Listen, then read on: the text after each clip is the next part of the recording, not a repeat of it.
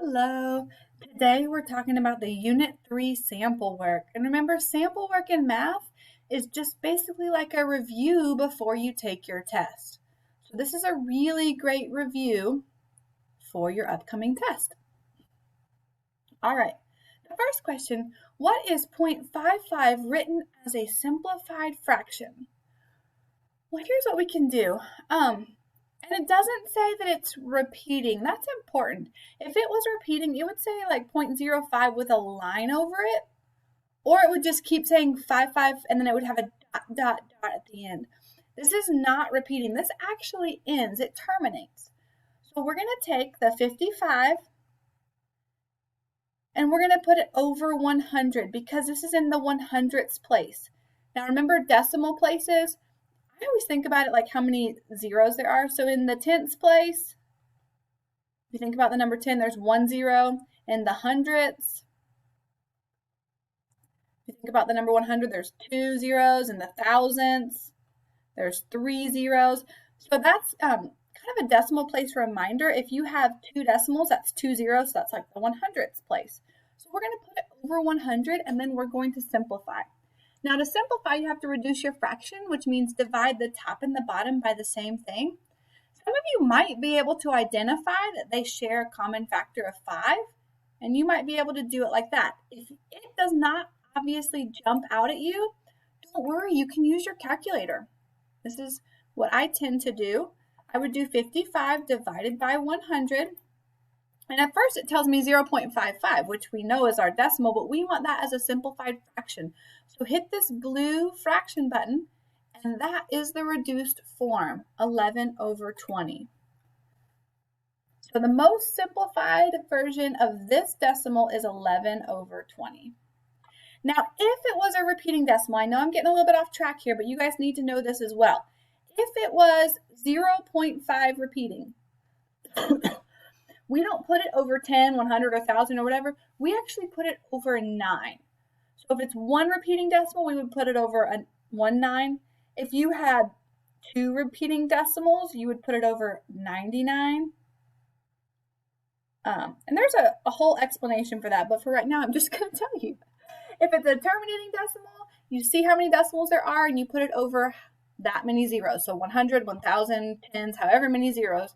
And then if it's a repeating decimal, you put it over 9 or 99 or 999 or however many repeat. Okay, what is 13 divided by 2 written as a decimal, or 13 halves? So we can just go to Desmos again, and we can type in 13 divided by 2, and it will give us the decimal answer is 6.5. So 13 divided by 2 is 6.5. The more you use your calculator on this test, the easier this test is going to be. So here we have 3 1/3 plus 4 1/2.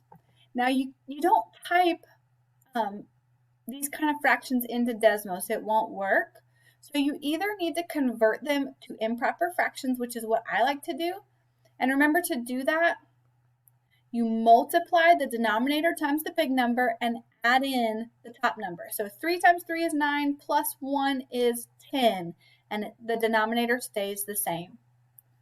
So this is what I would do. I would take my 2 proper fractions or standard fractions, and I would change them into improper fractions. So 2 times 4 is 8, plus 1 is 9, and the denominator stays the same.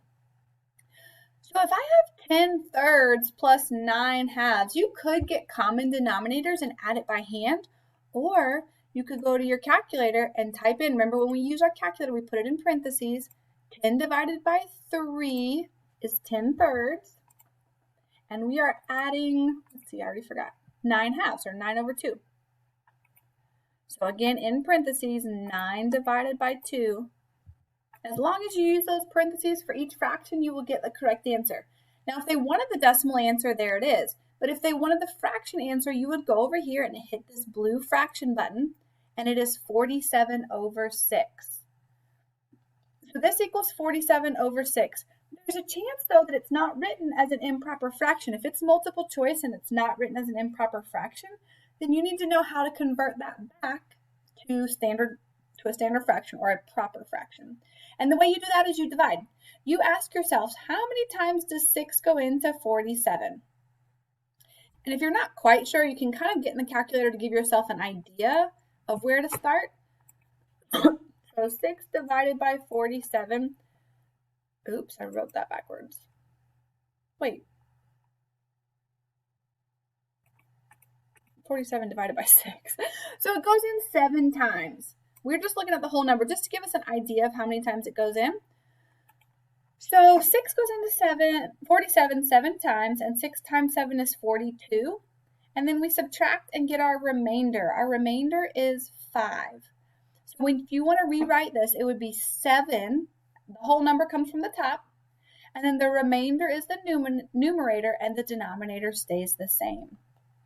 So either one of these are the correct answer. It just depends on how it's written in your multiple choice options. All right, here we have 5/7 times 2/4. When you multiply, you just multiply straight across. So 5 times 2 is 10, 7 times 4 is 28, and then you can reduce it. You can divide each by 2, and you would get 5/14. Also, if that was very stressful for you and you're like, what did she just do? Remember, you can always type it in the calculator. 5/7 times 2/4. Here we go. Parentheses, 5 divided by 7. Close the parentheses, times parentheses, 2 divided by 4. Close your parentheses. And if you change it back to a fraction, it tells you 5/14. Remember, if it gives you a decimal, don't freak out. Just use that fraction decimal button and change it. So 5/14 is your answer. Which expression is equivalent to 7 times 7 times 7 times 7 times 7 times 7 times 7? So we are multiplying 7 1, 2, 3, 4, 5, 6, 7 times. The base is 7, and you're doing however many times you do it is your exponent. Remember, exponents tell you how many times to do something. So this would be 7 to the 7th. If you had x times x times x, your base would be x, and it happens 3 times. So your exponent would be 3. What is the base of the exponential term? Okay, well, we just said the base is the bottom number, or the one holding it up. So -3 is our base. And you can think about like cheerleading, you have your base and your flyers, or you can just think about base as being the bottom, however you want to think about it, but the base is the bottom number that holds up the exponent. We want to simplify each of the following. Okay, so 5 to the 3rd power is like saying 5 times 5 times 5. You can either type it in your calculator or you can multiply it. You can type it in either way. So you can type in 5 raised to the 3rd, and it equals 125. Or if you want to type it in 5 times 5 times 5, it still equals 125. So this one, no matter how you type it in, it equals 125. 34 to the 0th power. So we have this rule that says anytime you raise something to the 0 power, it always equals 1. But if you don't remember that, just raise it to the 0 power in your calculator and it'll tell you that it equals 1. It doesn't matter if it is -6 raised to the 0, 1 million raised to the 0. It doesn't matter. Oops, that's not even 1 million. That's 100,000. Anyways, anytime you raise something to the 0 power, it equals 1.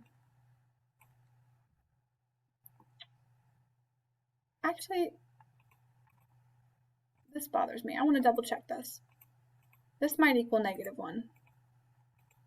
Nope, it still equals +1. Okay, just double checking. All right, so here we have 3 to the 5th times 3 to the 7th. I like to write it out. So 3 to the 5th means that I have 5 3s. 1, 2, 3, 4, 5. And 3 to the 7th means that I have 7 3s. 1, 2, 3, 4, I ran out of room. 5, 6, 7. So if I see how many I have total, I have 1, 2, 3, 4, 5, 6, 7, 8, 9, 10, 11, 12.